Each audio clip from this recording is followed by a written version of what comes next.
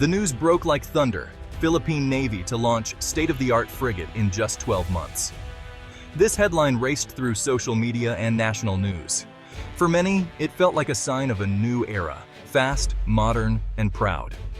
After years of slow progress, the idea of a powerful warship built in just 1 year seemed almost too good to be true. But as the excitement spread, questions grew. How could a navy with limited experience build such a complex ship so quickly? Veteran sailors and defense experts shook their heads. They knew that building a frigate is not like building a car or a house. It is a job that tests even the world's best shipyards. Behind that bold headline, there is a mix of hope and doubt. The promise of a 12-month frigate is exciting, but is it possible? Or is there more to the story than meets the eye? To get the real answer, we need to look deeper at what shipbuilding actually involves. The word launch sounds final, like the ship is finished and ready to go. In shipbuilding, though, launch means something very specific. It is the day when the main hull, the body of the ship, first touches water. Workers may cheer, and cameras may flash, but the ship is usually far from finished. During the launch, the ship slides off the dock into the sea. It's a major milestone, and it looks great on TV. However, what floats out of the shipyard is often empty inside. The engines, electronics, weapons, and living spaces are not all installed yet. The ship may even need to be towed to another dock for the next steps. So, when the Navy says a frigate will be launched in 12 months, it means the basic structure will be afloat. It's not ready for missions. It's not ready to fight. It's like a house with the walls up, but no plumbing, wiring, or furniture. There's still a long way to go.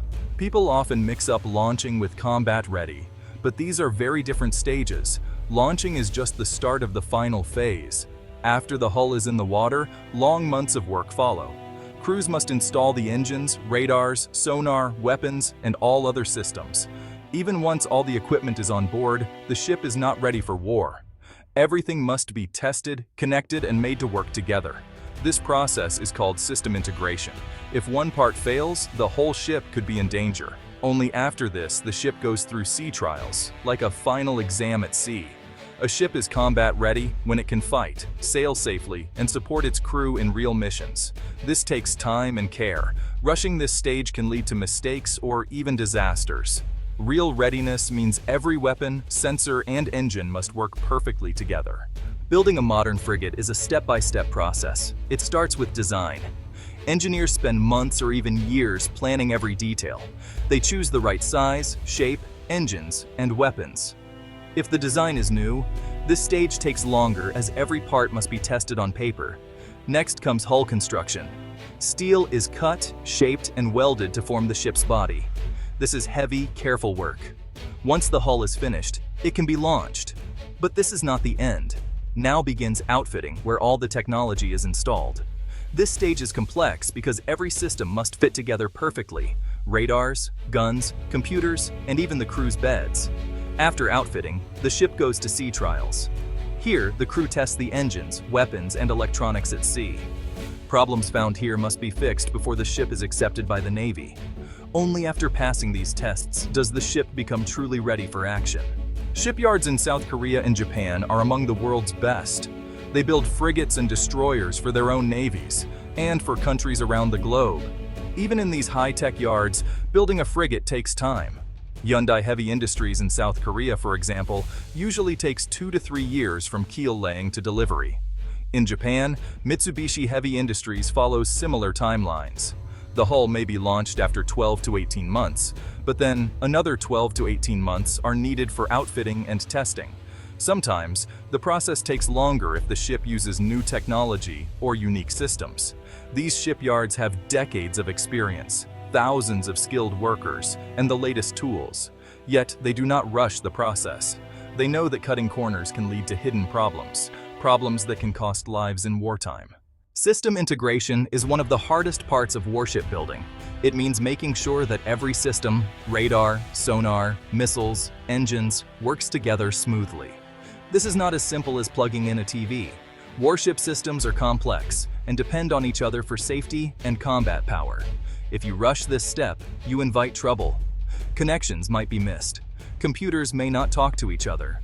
Weapons could fail to fire when needed. In some cases, ships have been delayed for months because a single radar or engine was not working right. Shipyards in rich countries spend months on integration and testing. They run simulations, check cables, and fix errors. If a navy pushes for speed, these critical steps may get less attention. The result? A ship that may look ready but is not safe or effective in battle. So, why do some builders and countries promise such fast build times? Well, national pride is honestly a big reason. Leaders often want to show the world that their country is strong and advanced. A fast shipbuilding project, makes headlines and wins political points. Sometimes there's also competition. Shipyards may race each other for those valuable government contracts. And let's not forget government pressure. Politicians want to show results before elections, so they may push shipyards to speed up, even if it means taking risks. Sometimes builders make bold promises just to win a contract, hoping they can solve any problems later on. But here's the thing, pride and pressure don't build safe ships. Real warships have to survive storms and battles. If promises aren't matched by careful work, the risks can be huge. The headlines may fade, but the problems can last for years. Building a frigate too quickly can honestly lead to some hidden dangers. Mistakes made in a rush can be expensive and really tough to fix. If cables are installed wrong or systems just don't connect, repairs might take months and cost millions. Worse yet, some flaws only show up during the first real mission, putting sailors at risk. Rushed builds have led to real disasters in history. In some navies, ships launched too soon had engine failures, weapon breakdowns, or even fires. Sometimes, ships had to be taken apart and rebuilt. That means more time, more money, and, well, more bad headlines. Even if the ship looks good at first, hidden problems can haunt it for years. The safety of the crew and the success of missions really depend on getting every detail right. Speed is important, but never at the cost of quality and safety. There are definitely benefits to building ships quickly. Fast builds can save money, meet urgent needs, and boost national pride. In times of crisis, navies may need ships in the water as soon as possible. Quick construction can also create jobs and keep shipyards busy. But, speed is a double-edged sword. If builders move too fast, quality may suffer. Shortcuts can lead to repairs, delays, or, even worse, ships that fail in combat. Some navies have learned this lesson the hard way, with costly rebuilds or accidents at sea. The best navies find a balance. They move quickly when needed, but never skip key steps. Building a frigate is a race, but it's a race for reliability, not just speed. The promise of a 12-month launch is, honestly, pretty exciting. It shows hope and ambition for the Philippine Navy. But real strength comes from careful planning and honest timelines. Rushing a frigate to the water just isn't the same as building a warship that can protect the nation. The Navy should set clear goals, work closely with experienced shipyards, and insist on full testing at every stage. It's better to take a few more months than to risk mistakes that could cost lives. Every system, from the engines to the missiles, must be tested and proven. In the end, the headlines will fade, but the ship will sail for decades. The real question isn't how fast the hull floats, but how ready the ship is for any challenge. With patience, skill, and honesty, the Philippine Navy can build a fleet that is truly ready to defend the country, today and tomorrow.